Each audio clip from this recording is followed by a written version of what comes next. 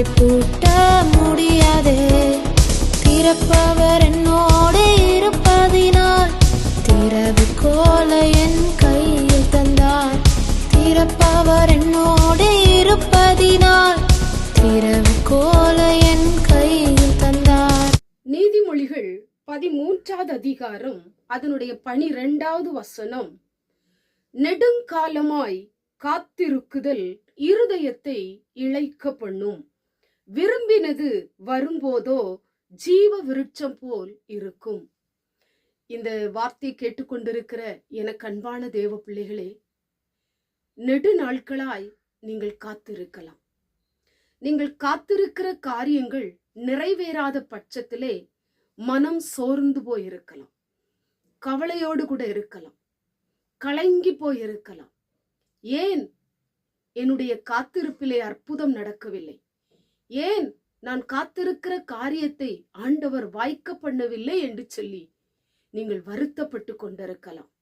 இன்றைக்கு கர்த்தருடைய வார்த்தை உங்களை பார்த்து சொல்லுகிறது, நெடுநாளாய் காத்திருக்கிறது ஒரு பெரிய ஆசீர்வாதத்தை உங்களுக்கு கொண்டு வரப்போகிறது. நீங்கள் விரும்பினதை ஆண்டவர் உங்களுக்கு தருவேன் என்று அவர் வாக்கு கொடுக்கிறார். ஆண்டவருடைய பாதத்திலே ஜெபத்திலே காத்திருக்கிற காரியங்கள் ஒரு நாளும் வீணாய் போவதே இல்லை. நீங்கள் நம்பிக்கையோடு ஆண்டவர் மேல விசுவாசத்தோடு எதிர்பார்த்து கொண்டிருக்கிற காரியங்கள் ஒரு நாளும் வீணாய் போவதே இல்லை. நீங்கள் காத்திருக்கிற அந்த காரியம் உங்களுக்கு சந்தோஷத்தையும் மகிழ்ச்சியையும் கொடுக்க போகிறது.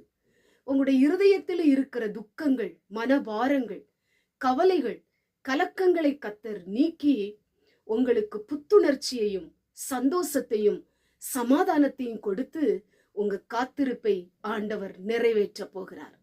இன்றைக்கு நீங்கள் காத்திருப்பதின் மூலமாய் அநேக அவமானங்கள் வரலாம், அநேக மனதுயரங்கள் இருக்கலாம், அநேக உபத்திரவங்கள் இருக்கலாம், அநேக மனிதருடைய வார்த்தைகள் உங்களை நிந்தித்து கொண்டிருக்கலாம். எதை நினைத்து சோர்ந்து போகாதீங்க. நீங்க காத்திருப்பதை நிச்சயம் தருவார். நீங்கள் விரும்பினது உங்களை தேடி வரும். கர்த்தர் உங்களுக்கு சமாதானத்தையும் சந்தோஷத்தையும் கொடுப்பார்.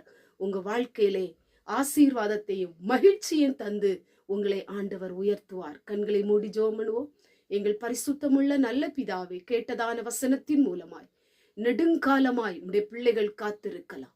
எந்தெந்த காரியத்துல காத்திருக்கிறார்களோ அந்தந்த காரியத்துல ஆண்டவர் அவங்களுக்கு உதவி செய்ய போகிற தயவுக்காய் ஸ்தோத்திரம்.